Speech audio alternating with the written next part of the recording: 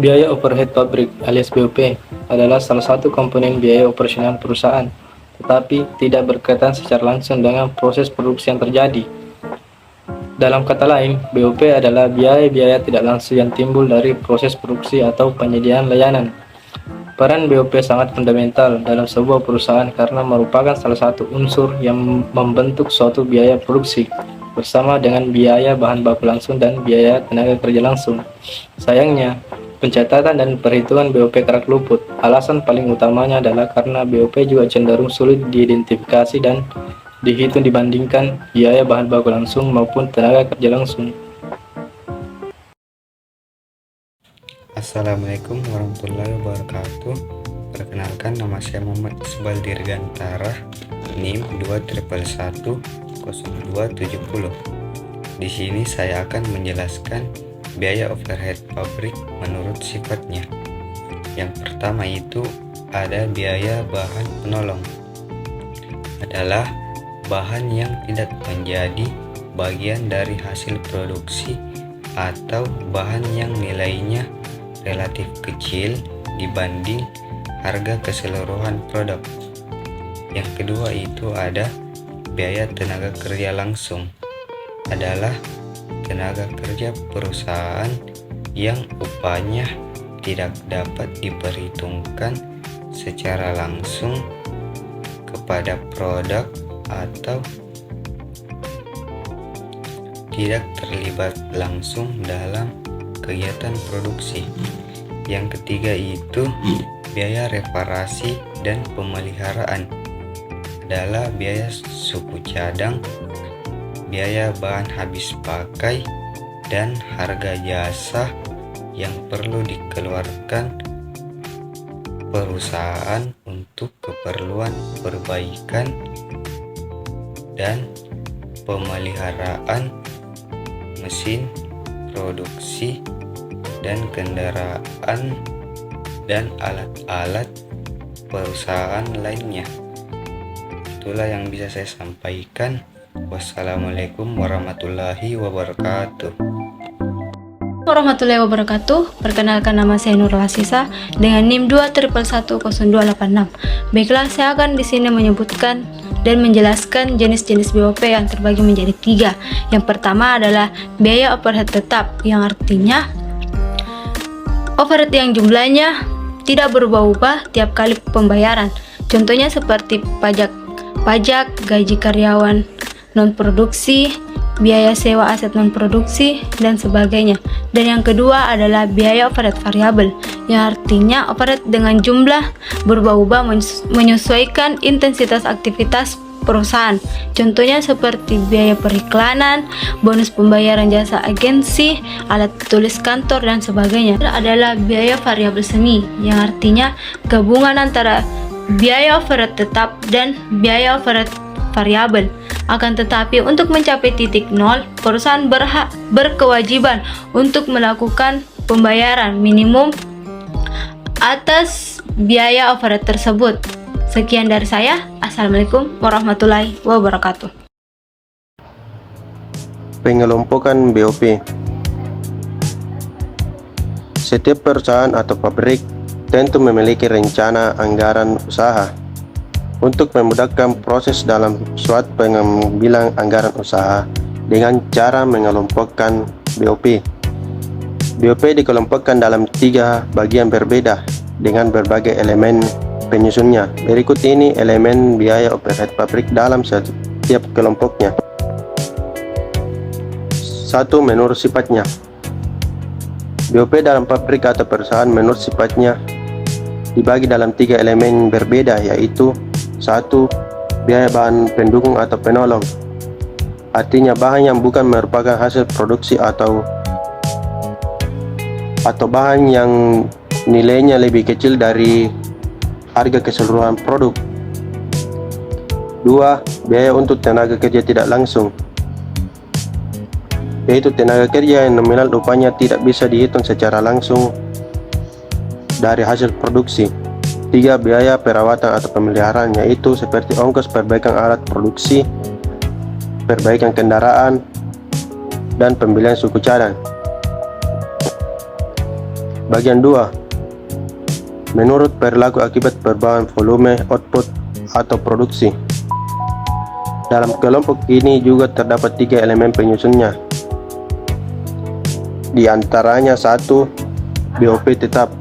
Jenis BOP yang tidak terpengaruh dengan volume output atau produksi, contohnya seperti biaya konsultan hukum, sewa, asuransi, dan depresiasi aset tetap. 2. BOP variabel, yaitu jenis biaya turut mengalami perubahan sesuai dengan perubahan jumlah produksi. 3. BOP semi variabel, biaya yang berubah akan tetapi tidak sebanding dengan perubahan pada volume output, contohnya seperti pembelian tinta printer. 3. Bagian 3 menurut departemen di dalam perusahaan. Untuk kelompok yang ketiga ini hanya ada 2 elemen di dalamnya, yaitu 1. BOP departemen langsung, yaitu biaya yang dimiliki oleh sebuah departemen dan manfaatnya hanya dirasakan departemen itu saja.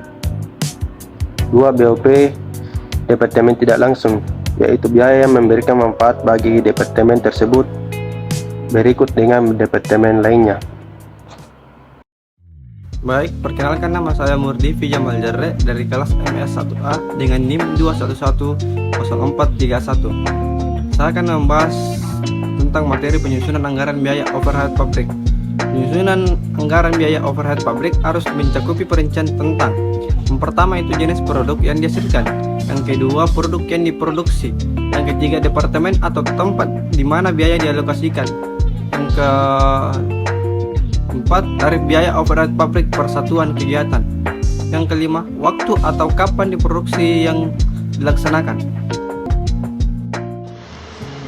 Baik, selamat pagi. Perkenalkan nama saya Kontrianus Paskalis Leping Soge dengan NIM 2111004. Kali ini saya akan menjelaskan tentang materi manfaat biaya overhead produksi. Setiap bisnis tentu memiliki kebutuhan akan biaya overhead yang berbeda. Namun pada dasarnya penganggaran biaya ini memiliki manfaat yang dapat menguntungkan perusahaan. Berikut beberapa manfaat dari biaya overhead. Memberikan gambaran terkait rincian alokasi biaya. Dengan menyusun biaya overhead, perusahaan dapat mengetahui alokasi biaya yang dikeluarkan secara detail. Dengan begitu, perusahaan akan dapat melakukan evaluasi dan menyusun anggaran biaya dengan lebih efisien. Monitoring pengeluaran perusahaan melalui biaya overhead, perusahaan dapat mengawasi arus keuangan secara keseluruhan, secara detail dari situs seluruh jenis pengeluaran, terutama yang menggunakan alokasi biaya terlalu besar, dapat disesuaikan anggaran pengguna biaya lebih efisien dan sesuai kebutuhan. Memudahkan penentuan harga produksi. Biaya overhead menjadi salah satu faktor dalam menentukan harga sebuah produk, meskipun tidak berkaitan langsung dengan produksi, tetapi biaya overhead perlu dimasukkan ke dalam perhitungan harga produk, sehingga ketika proses produksi memerlukan biaya dari biaya overhead, perusahaan tidak mengalami kerugian. Sekian dan terima kasih. Assalamualaikum warahmatullahi wabarakatuh. Perkenalkan, saya Muhammad Anas. Saya dari kelompok 4 ingin membahas tentang karakteristik BOP. Di mana karakteristik BOP ini ada 2, yaitu produk itu sendiri. Karakteristik pertama berhubungan dengan produk itu sendiri berbeda dengan bahan langsung dan biaya tenaga kerja langsung. Biaya overhead pabrik merupakan bagian yang tidak berwujud dari barang jadi. Tidak ada surat permintaan bahan ataupun kartu jam tenaga kerja yang dipergunakan untuk menyatakan jumlah biaya overhead pabrik seperti pada perlengkapan pabrik atau tenaga kerja langsung yang diperhitungkan dalam suatu pekerjaan atau produk.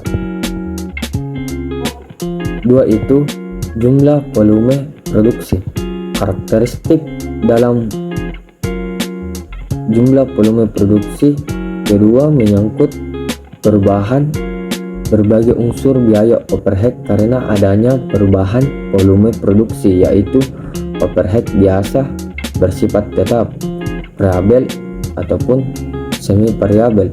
Biaya overhead tetap secara relatif tetap konstan biarpun ada perubahan dalam volume produksi, sedangkan overhead tetap per unit output akan bervariasi berlawanan dengan volume produksi. Overhead pub variabel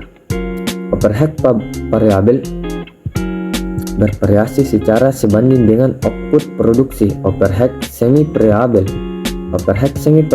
bervariasi tetapi tidak sebanding dengan unit produksi. Apabila volume produksi berubah, efek gabungan dari berbagai pola overhead yang berbeda ini dapat mengakibatkan biaya pabrik per unit berfluktuasi besar. Sekian dari saya. Assalamualaikum warahmatullahi wabarakatuh. Baik, di sini saya akan menjelaskan tujuan adanya anggaran BOP atau biaya overhead pabrik. Pertama-tama, biaya overhead pabrik adalah biaya dalam pabrik yang dikeluarkan oleh perusahaan untuk melakukan suatu produksi kecuali bahan mentah langsung dan tenaga kerja langsung. Dengan adanya tujuan anggaran BOP, kita dapat mengetahui bahwa